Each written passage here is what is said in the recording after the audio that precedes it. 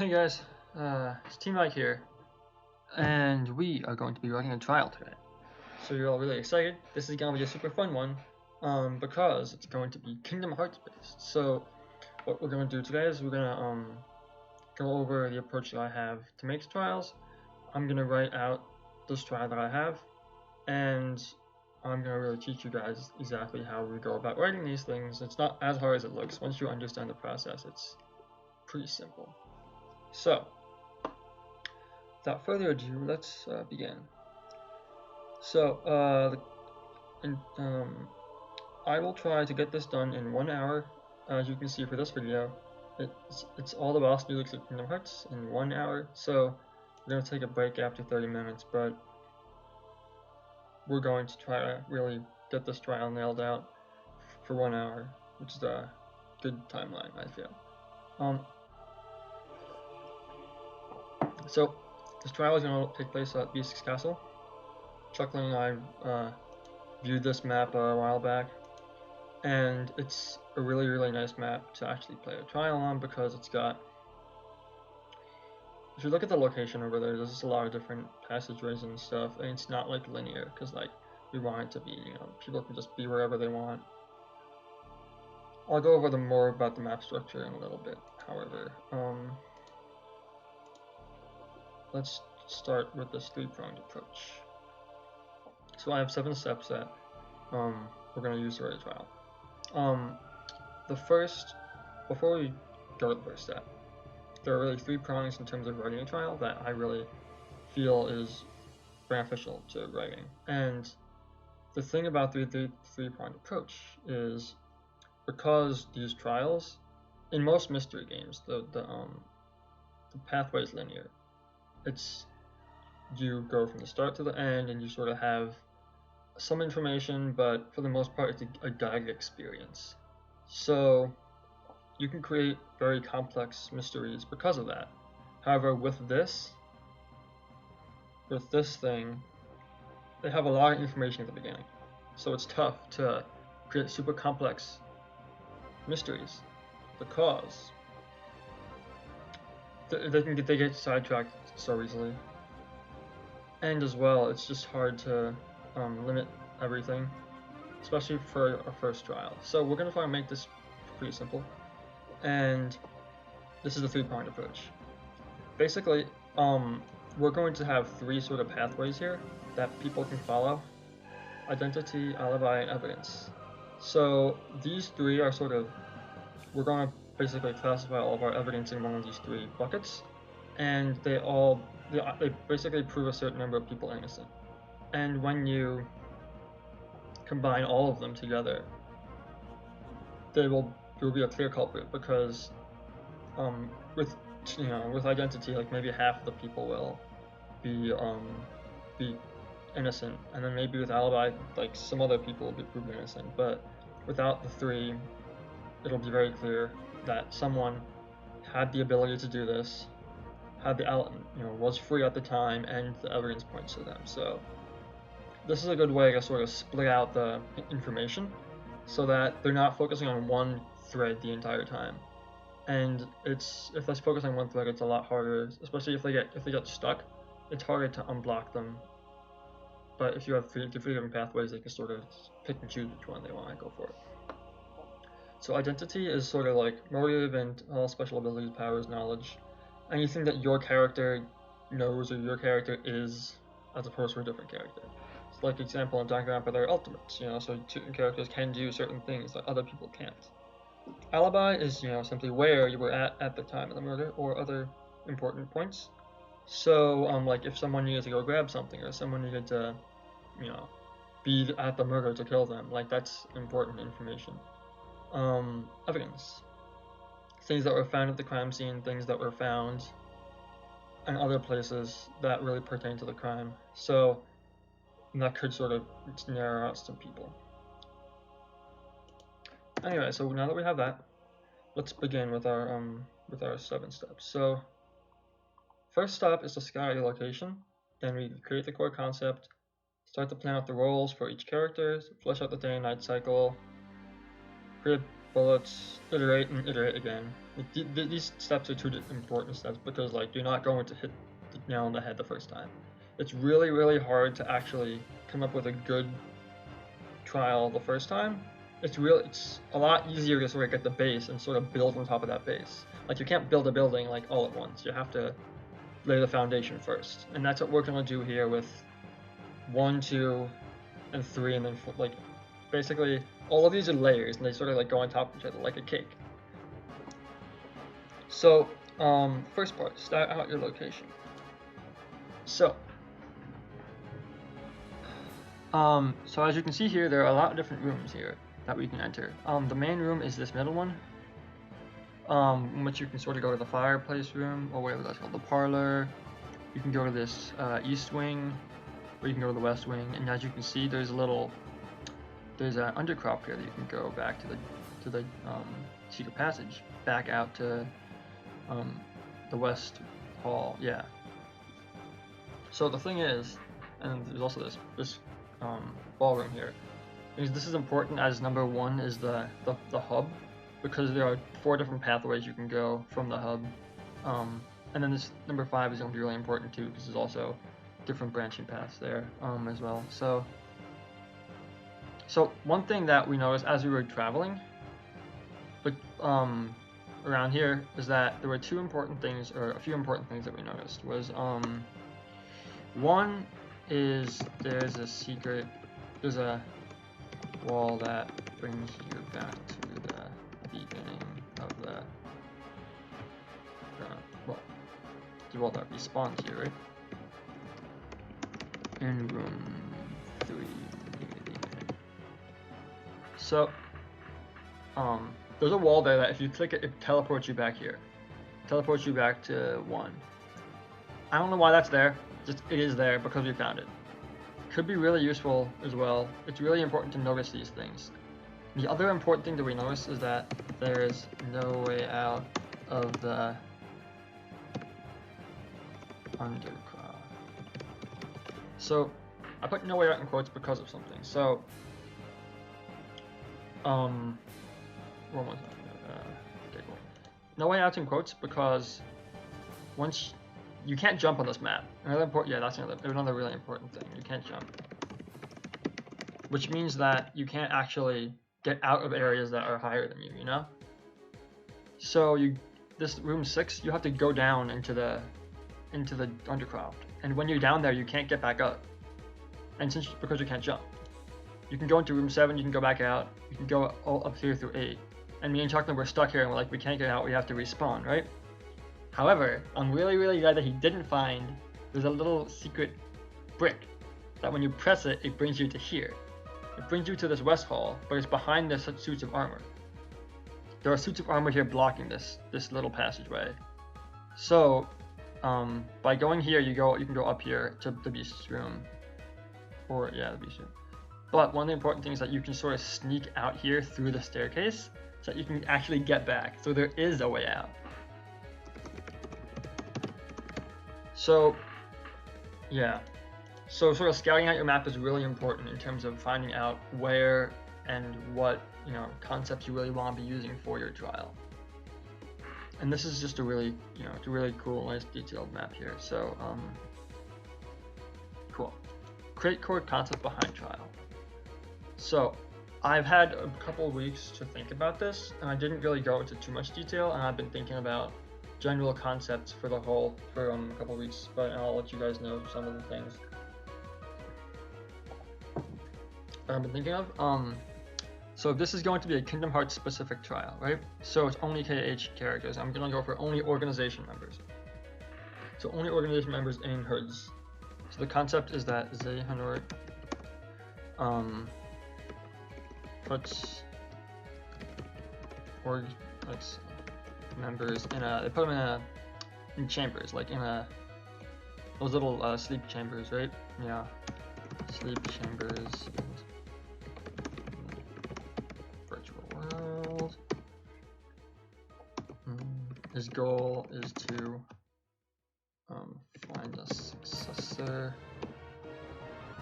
So the successor who has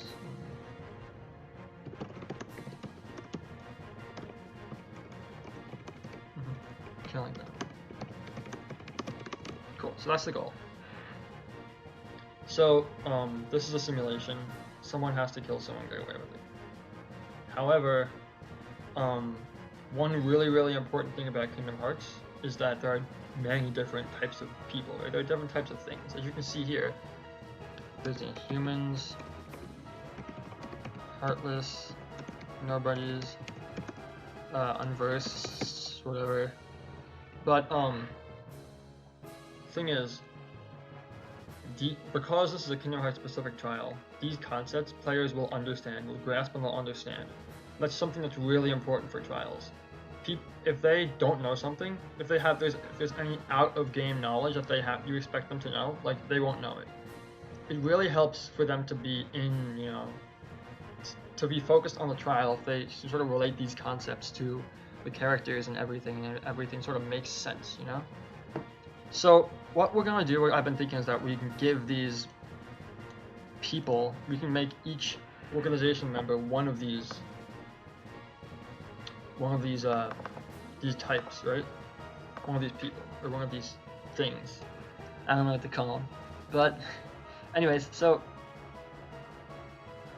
we're gonna do that, and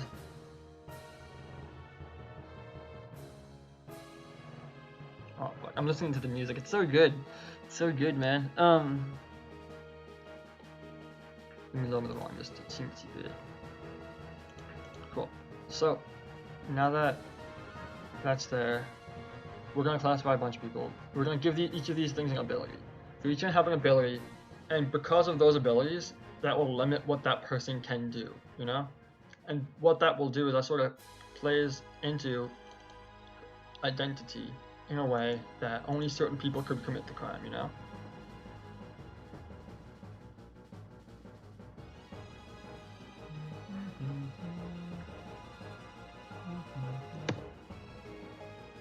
Okay, so let's give humans, have keyblades.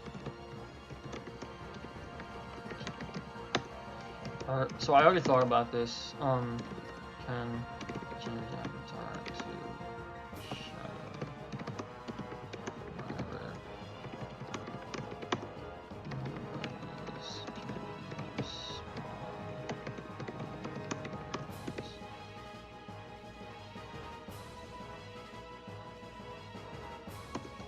First,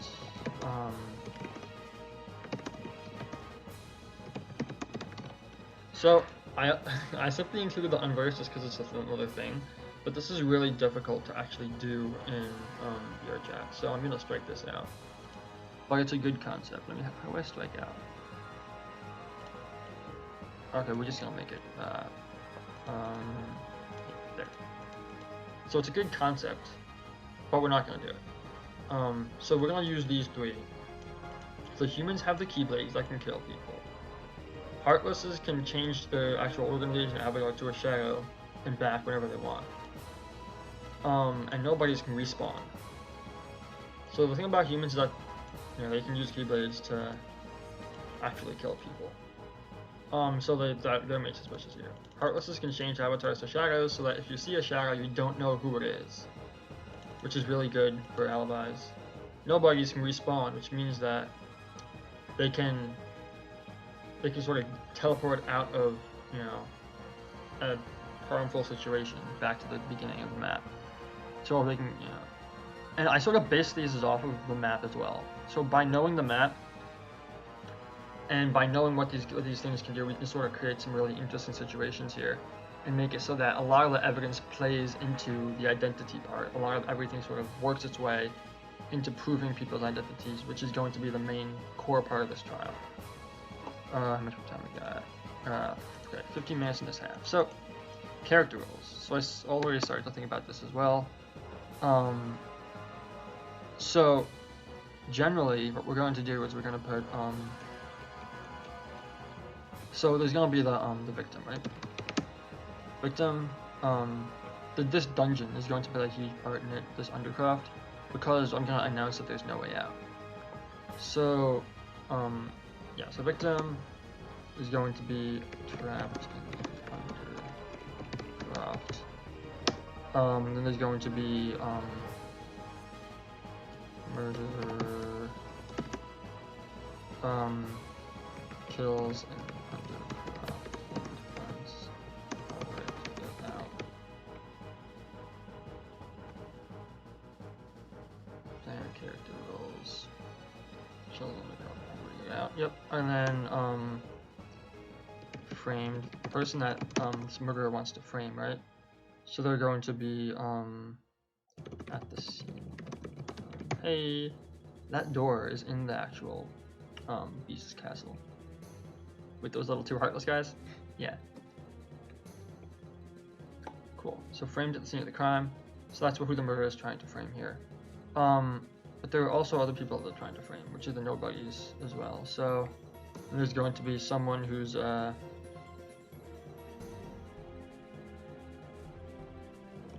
let's just say bloodthirsty. Really must have got right. And these are sort of part of the identity. Like this one's identity, this one's alibi, this one's just alibi, and this one's alibi as well. And there's like a whole bunch of like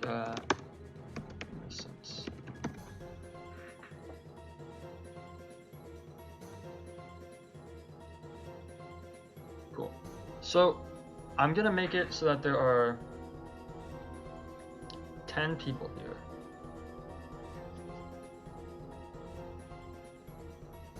Yeah.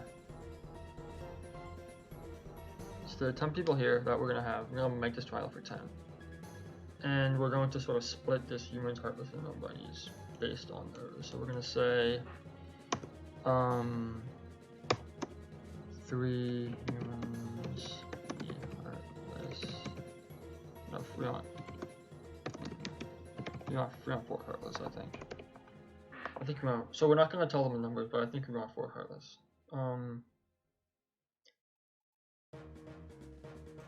Yeah, so okay. Yeah, so that's what we're gonna do here. Yeah, humans don't really have any special abilities other than having the weapons that can kill people.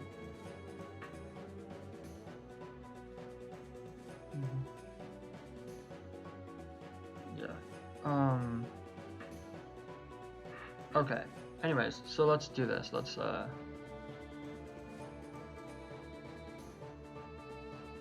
So I'm gonna go into a little bit more about how I the sort of vision that I had for this trial. I sort of thought about the general pathway for day and night cycles, but bullets are the most important part. Once you have your timeline and once you sort of know what's happening and all of this stuff compounds in your head, the bullets is really what gives the players the ability to solve the trial. So you can sort of plan out how well you want. This is the most important part, and that's the thing I haven't thought about yet. So we're gonna focus on this the second half of the stream. So yeah, cool. Nice. So as you know, 358 over 2 days. So they have been in this simulation for 358 days. And these last 2 days are going to be the 2 days where they're actually, they're in this trial. So there are only going to be 2 days here. There's going to be 3. There's going to be day 3, but day 1, day 1, day 2, day 3. Cool. So one thing that's going to be important is, like I said, the jail, or the little what is it called? The Undercroft and the dungeon.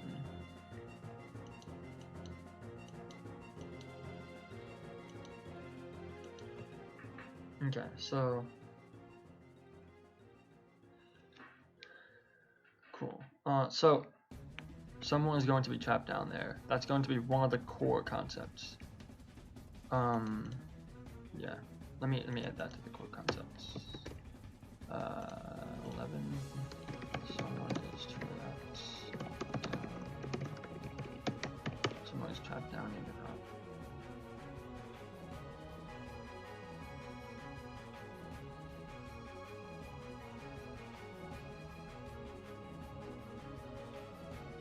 Someone is trapped down in the undercrop. Okay, so yes.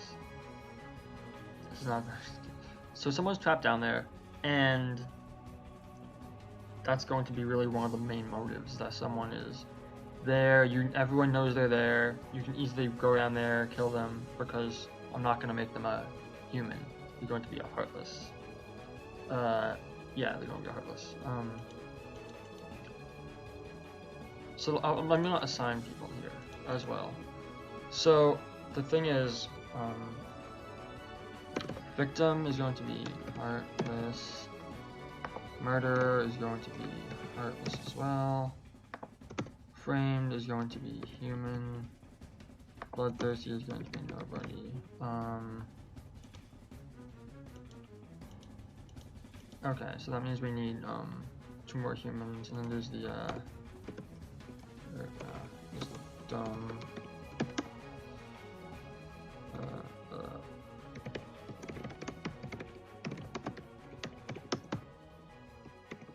So this person's gonna get their keylight stolen, which means that someone could have used it to kill. So yeah. So that's a human there. Yeah, that seems fine. Everyone else should sort of be there. Oh yeah, and there's the helper. The helper. Someone who agrees to give food to trapped. And someone who agrees to give food to trapped. Yeah, so this person is going to be able to go down in that trapped area and get out, and they're going to sort of help them, you know? That's going to be what that is. So these are some of the main roles.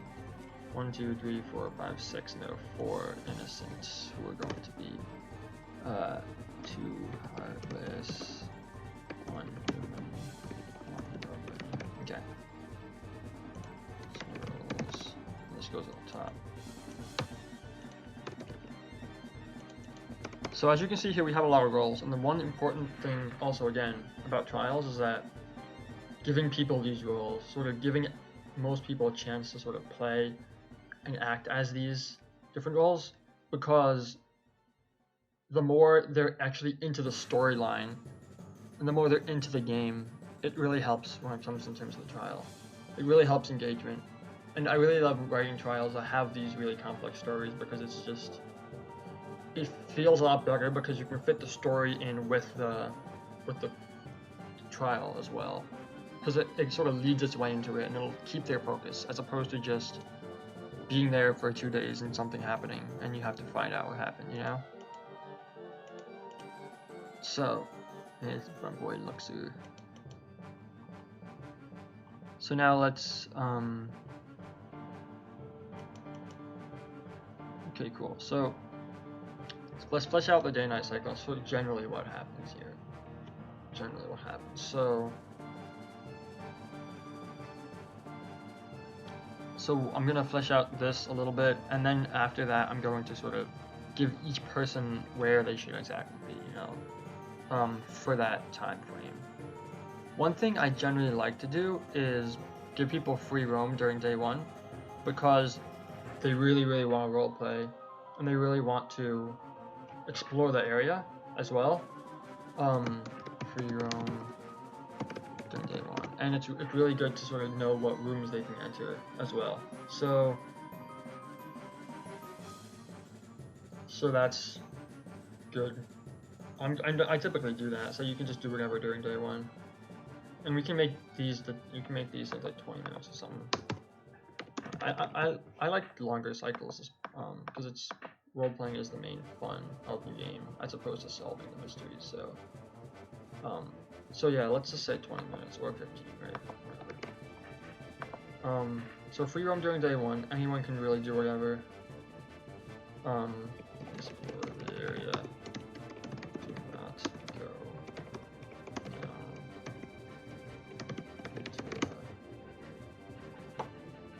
to the undercroft, yeah.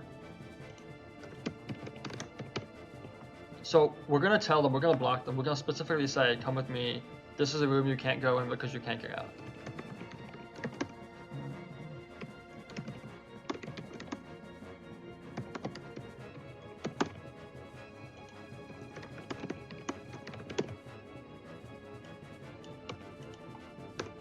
Okay, so you can't get out. Everyone free roams.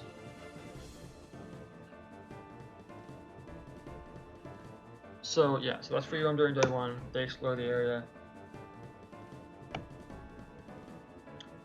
And at the beginning of night 1, we're gonna have an event. So something that some event happens, right? So, and this event is going to be that traps victim in undercroft. So we're gonna trap someone down there in that area that no one can escape from.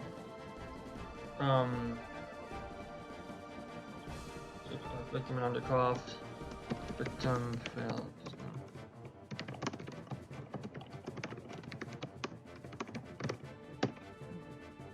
So we know at this point the victim's not on nobody.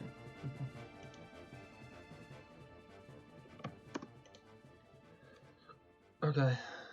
Generally, yes, we know.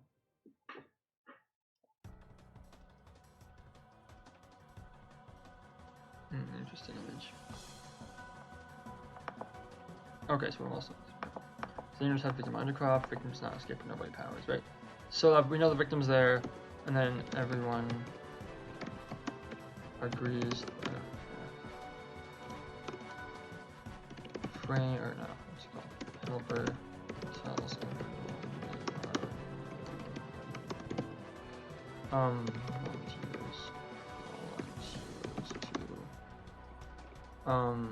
visit them in the morning, right?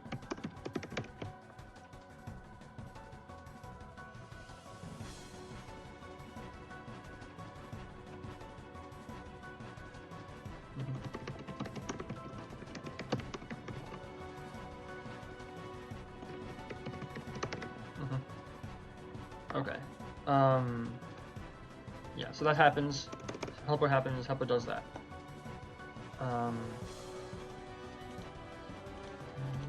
And we're also going to do is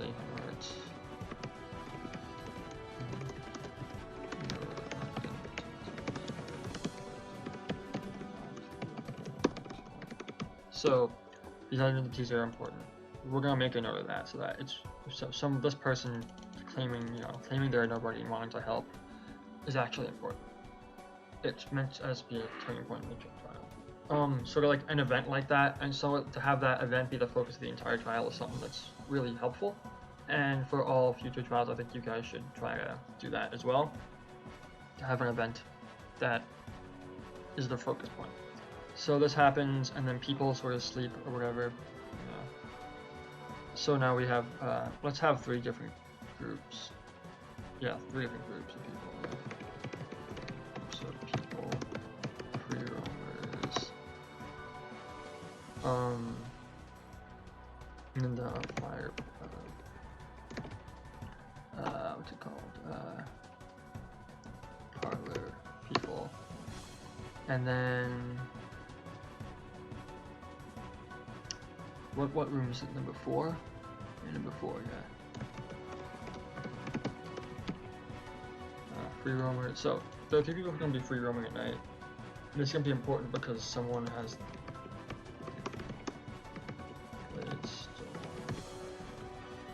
No, right now.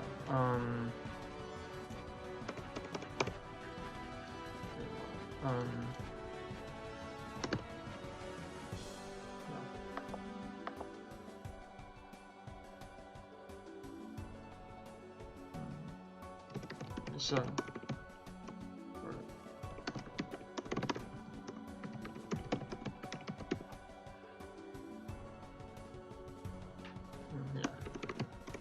So, because if we have his Keyblade Stone at this time, then there's only 2 people who could have done it. Oh no, there's an ant. I'm gonna go kill the ant. 1 second. Ah, climb up my wall. Die. Stupid. Hate these things. Okay. Anyways.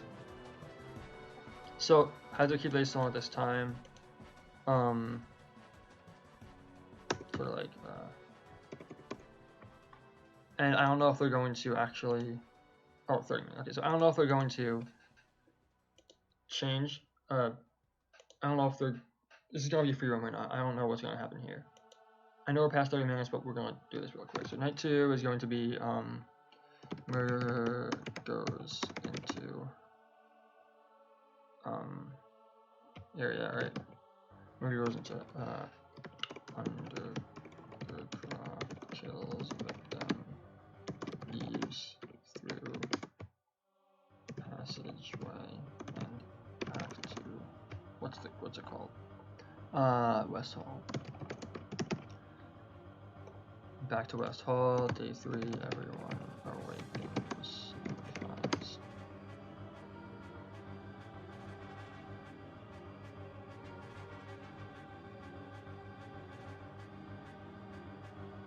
Everyone awakens and finds, the person dead. And is first on the scene. Yeah. Whatever. So that's generally what happens. I'm gonna elaborate more on this after the halfway point, but this is the halfway point. So this is generally what's going to happen.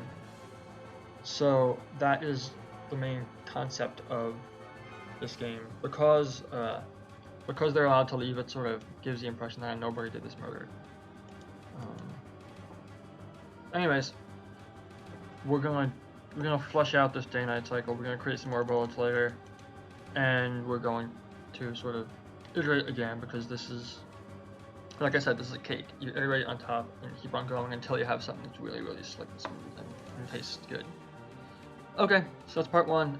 Catch you guys on part 2.